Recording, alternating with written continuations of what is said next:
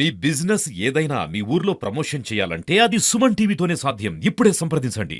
Revanth Reddy CM అయ్యాక ఆయన తీసుకుంటున్న నిర్ణయాలు ఆసక్తిని, ఆశ్చర్యాన్ని కలిగిస్తున్నాయి అనడంలో ఎలాంటి సందేహం లేదు.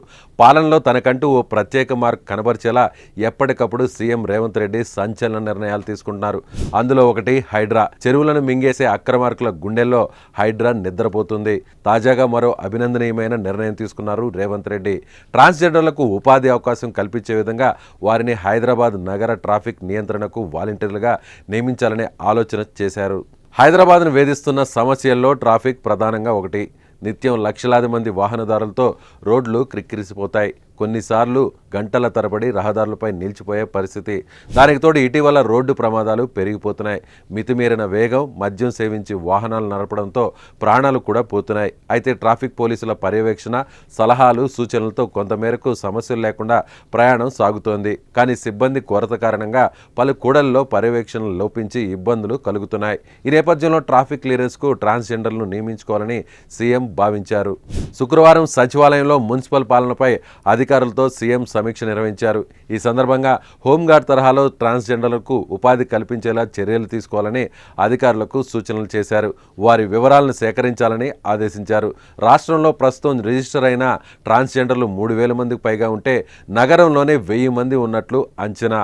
వీరిలో ఆసక్తిగా ఉన్నవారిని ముందుగా గుర్తించి లిస్టును తయారు చేసి వారిలో అర్హులకు అవకాశం కల్పించనున్నట్లు సమాచారం.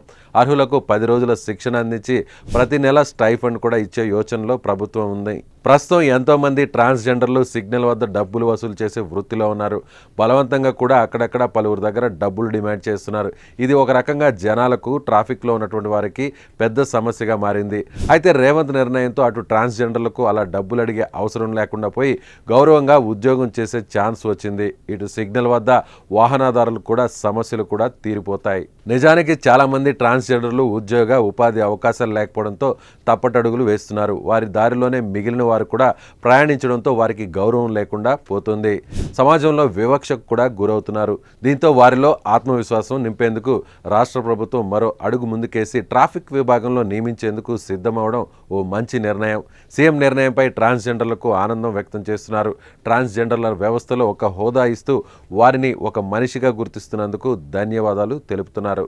సో ఈ వీడియో మీద మీ అభిప్రాయాన్ని కామెంట్ రూపంలో తెలియజేయండి.